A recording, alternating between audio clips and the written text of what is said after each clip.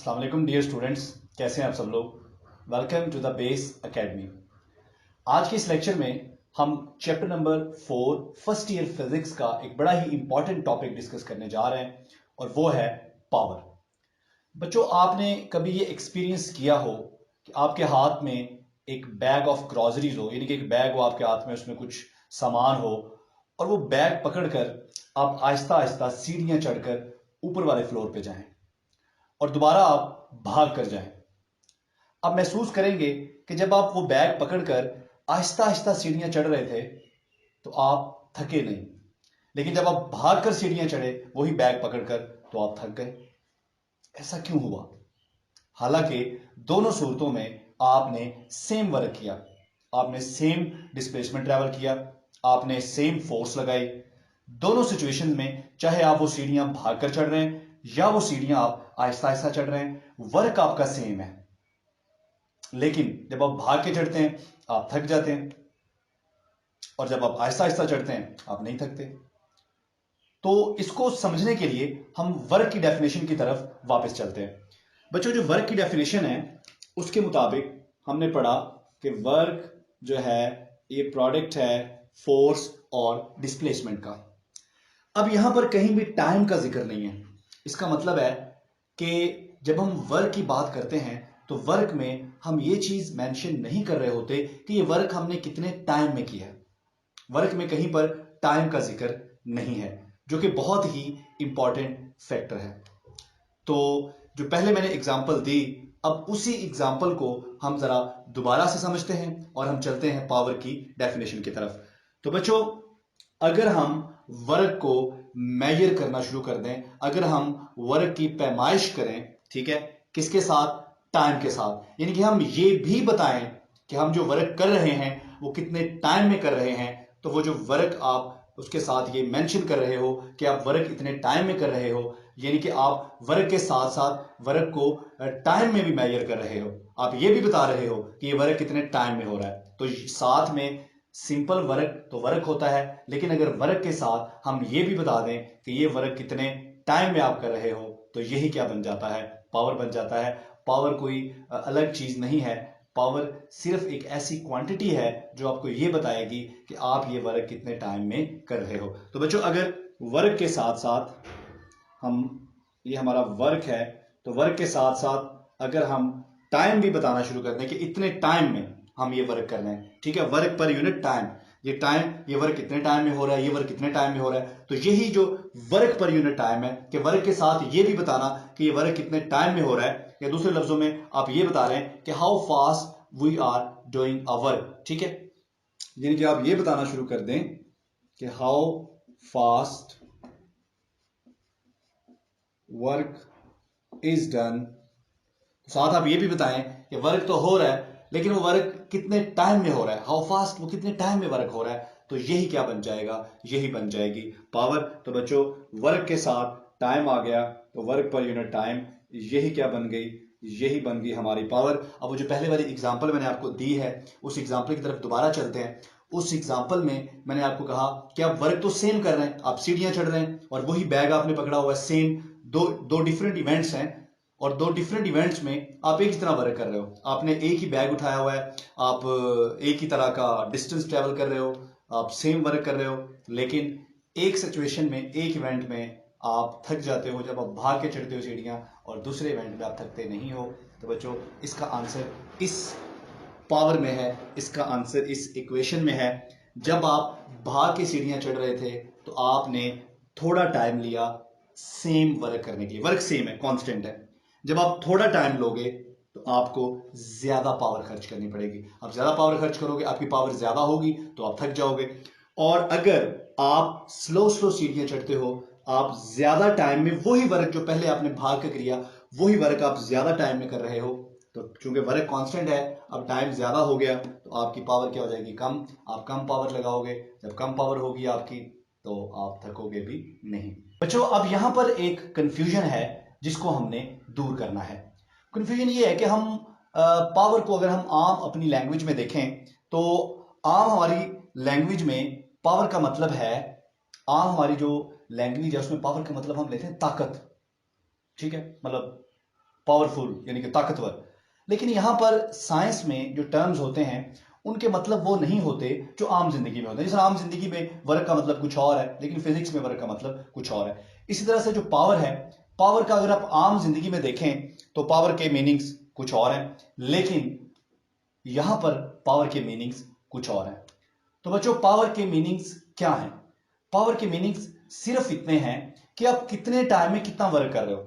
इसको आपने ताकत के साथ कंफ्यूज नहीं करना कि अगर मैं कहूं कि जी अगर किसी जिस्म में पावर ज्यादा है तो इसका यह मतलब नहीं कि उसमें ताकत ज्यादा है या वो ज्यादा वर्क कर सकता है। नहीं, अगर किसी की पावर ज्यादा है तो मतलब वो थोड़े टाइम में ज्यादा वर्क कर सकता है, और अगर किसी की पावर कम है तो इसका मतलब यह है कि वही वर्क वो ज्यादा टाइम में करेगा। यानी कि अगर कोई ऑब्जेक्ट वर्क करने में कम टाइम ले रहा है, मतलब दो सेम वर्क हैं, ठीक है, हम यहां पर कंपेयर कर लेते हैं। हमारे पास एक वर्क है जी, फर्ज कर लें वर्क है हमारे पास 100 जूल।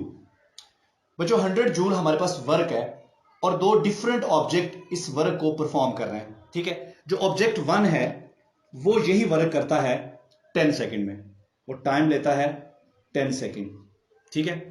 और ऑब्जेक्ट 2 जो है यही वर्क वो भी करता है, ठीक है, 100 जूल्स, और वो टाइम लेता है 1 सेकंड। अब दोनों की पावर निकालें, इसकी पावर क्या आएगी? पावर है वर्क पर यूनिट टाइम। तो वर्क बच्चों कितना है 100 और टाइम कितना है 10, तो आंसर क्या आ गया 10। और यहां पर अगर हम वर्क निकालें तो पावर निकालें तो पावर होती है वर्क ओवर टाइम। तो बच्चों वर्क कितना है 100 और टाइम कितना है 1, तो पावर कितनी आ गई 100। अब इस ऑब्जेक्ट की पावर है 100 और इसकी पावर है 10। अब इसका क्या मतलब है? इसका ये मतलब नहीं है कि ये ज्यादा वर्क कर रहा है, ये कम वर्क कर रहा है, इसके पास ज्यादा ताकत है, इसके पास कम ताकत है, ऐसा कुछ नहीं है। दोनों सेम वर्क कर रहे हैं, ठीक है, दोनों के पास सेम एनर्जी है। लेकिन फर्क सिर्फ ये है कि ये वाला ऑब्जेक्ट कम टाइम में वही वर्क कर रहा है और ये ऑब्जेक्ट वही वर्क ज्यादा टाइम में कर रहा है। तो पावर का मतलब क्या हुआ? ये हुआ कि आप जो वर्क कर रहे हो वो आप कितने टाइम में कर रहे हो।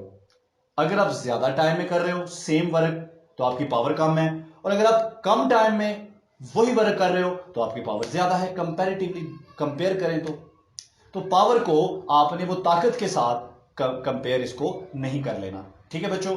तो ये है पावर की डेफिनेशन, और आई होप कि आपको पावर की डेफिनेशन अब अच्छे से समझ आ गई होगी। फिर भी समझ नहीं आ रही तो आप कमेंट कर सकते हैं।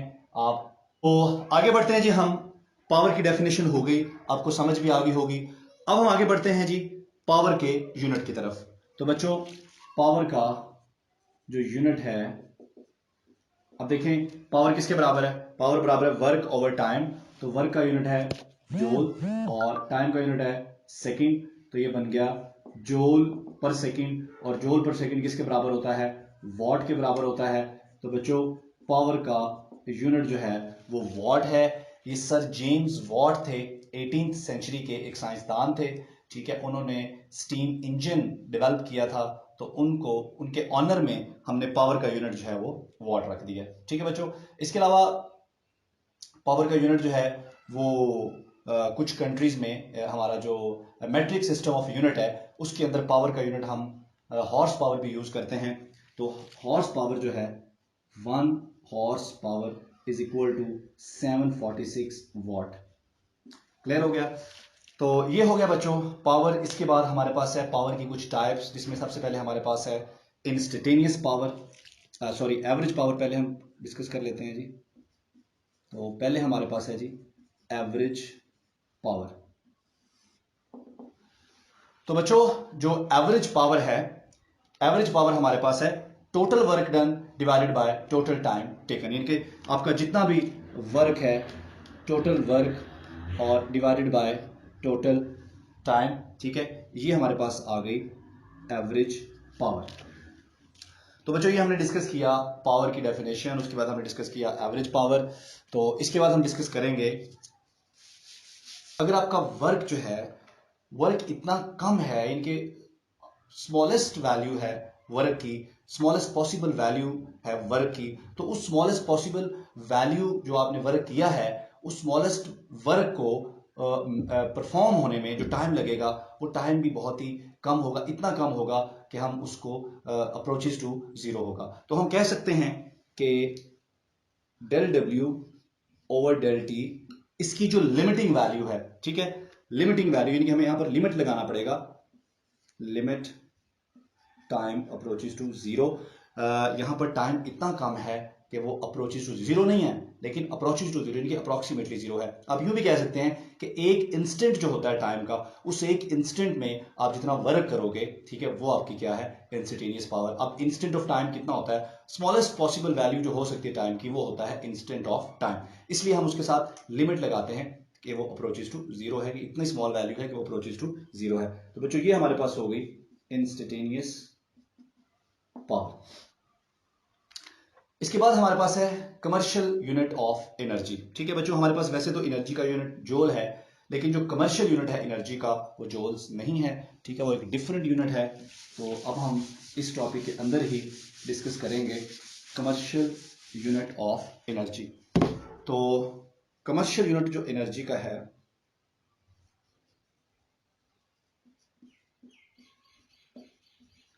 कमर्शियल यूनिट ऑफ एनर्जी, बच्चों पेपर में आपको एक शॉर्ट क्वेश्चन आता है, इंपॉर्टेंट शॉर्ट क्वेश्चन है कि prove that 1 kilowatt hour is equal to 3.6 mega joule.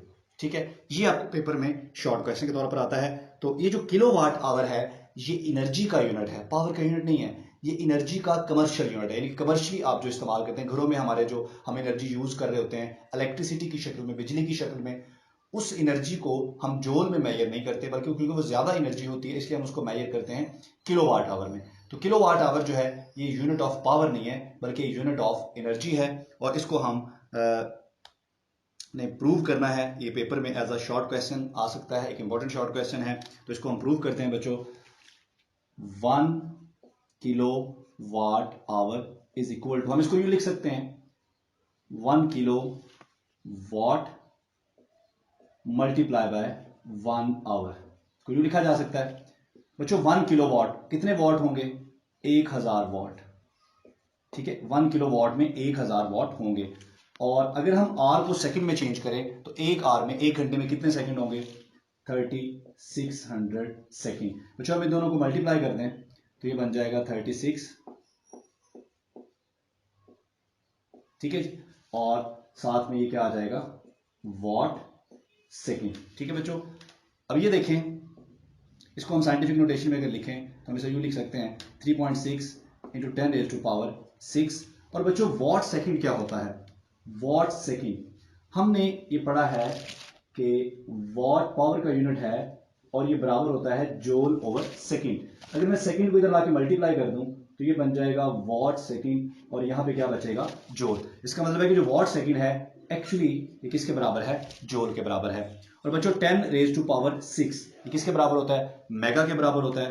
तो ये हमारे पास आ गया 3.6 मेगा जूल। ठीक है, तो हमने प्रूव कर दिया कि 1 kilowatt hour is equal to 3.6 mega joule. तो बच्चों इस टॉपिक में आमतौर पर शॉर्ट क्वेश्चन पूछे जाते हैं, पावर क्या है, पावर की डेफिनेशन क्या है, इंस्टेंटेनियस पावर क्या है, एवरेज पावर क्या है, प्रूव दैट 1 किलोवाट आवर। और यहां से एक बड़ा इंपॉर्टेंट एमसीक्यूज आता है, और वो एमसीक्यूज क्या है कि किलोवाट आवर जो है ये किसका यूनिट है। अब यहां पर बच्चे अक्सर कंफ्यूज हो जाते हैं, क्योंकि यहां पर वर्ड आ रहा है वॉट, तो बच्चे समझते हैं कि वॉट है तो ये पावर का यूनिट है। तो बच्चों ये पावर का यूनिट नहीं है, ये एनर्जी का यूनिट है। किलोवाट आवर जो है ये एनर्जी का यूनिट है। आप इसको वर्क का यूनिट भी बोल सकते हो, बात का तो वो आपको इस तरह से भी कंफ्यूज कर सकते हैं कि वो एनर्जी का ऑप्शन ना दें, बल्कि एनर्जी की जगह वर्क का ऑप्शन दे दें। तो आपको पता है कि वर्क में और एनर्जी में कोई फर्क नहीं है। तो किलोवाट आवर एनर्जी का यूनिट है या वर्क का यूनिट है, पावर का यूनिट नहीं है। ये बड़ा इंपॉर्टेंट एमसीक्यूज है जो इस टॉपिक में से आपको पेपर में आ सकता है। इसके बाद बच्चों नेक्स्ट हमारे पास है एक और प्रूफ इसी टॉपिक में, और वो है prove that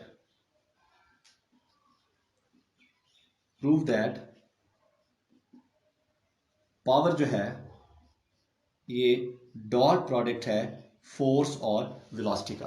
prove that P is equal to F dot V। यहां पर मैं एक बात बताना भूल गया आपको कि पावर जो है एक स्केलर क्वांटिटी है। ठीक है, सो दो चीज़ों के डॉट प्रोडक्ट में जो भी चीज़ आती है वो क्या होती है, स्केलर होती है। अब बच्चों हमें ये प्रूव करना है, तो कैसे प्रूव करेंगे? लेट पावर की जो डेफिनेशन है इंस्टेंटेनियस पावर की, हमने पढ़ा कि इंस्टेंटेनियस पावर जो है वो बराबर होती है del W over del T के, यानी कि डेल डब्ल्यू और डेल टी की लिमिटिंग वैल्यू। ठीक हो गया बच्चों? अब हमने पढ़ा कि जो वर्क होता है ये डॉट प्रोडक्ट होता है फोर्स का और डिस्प्लेसमेंट का। बच्चों वर्क की वैल्यू यहाँ पुट कर दें तो हमारे पास जो पावर है ये बराबर आ गई limit time approaches to zero. अब डेल डब्ल्यू की जगह हम क्या पुट कर सकते हैं? एफ डॉट डेल डी और डिवाइडेड बाय टाइम। बच्चों अब हम लिमिट जो है वो सेपरेट भी कर सकते हैं, यानी कि हम ये देखें एफ जो है अगर हम इसको सेपरेट लिख लें, क्योंकि एफ के अंदर टाइम नहीं है तो इस पर लिमिट अप्लाई नहीं होगा, तो एफ को हम ऐसे ही लिख दें और ये जो डॉट है, डॉट के बाद ये जो लिमिट है हम del D over del T के ऊपर अप्लाई कर दें। तो लिमिट जो है हमने अप्लाई कर दिया जी del D over del T पर। बच्चों अब ये वाली जो क्वांटिटी है, ये वाली क्वांटिटी ये क्या बन रही है? Rate of change of displacement. और rate of change of displacement क्या होता है? वेलोसिटी होता है। तो बच्चों ये हमारे पास क्या आ गया? एफ डॉट, ये पूरा फैक्टर किसके बराबर आ गया? वी के बराबर आ गया। तो ये प्रूव हो गया कि पावर जो है ये डॉट प्रोडक्ट है फोर्स का और वेलोसिटी का। इसके साथ ही हमारा पावर वाला टॉपिक जो है, जो chapter number 4 first year physics में से हमने लिया है, आई होप कि ये आपको अच्छी तरह से समझ आ गया होगा। अगर नहीं समझ आया तो आप कमेंट सेक्शन में कमेंट करके अपना क्वेश्चन पूछ सकते हैं। Thank you, Allah Hafiz.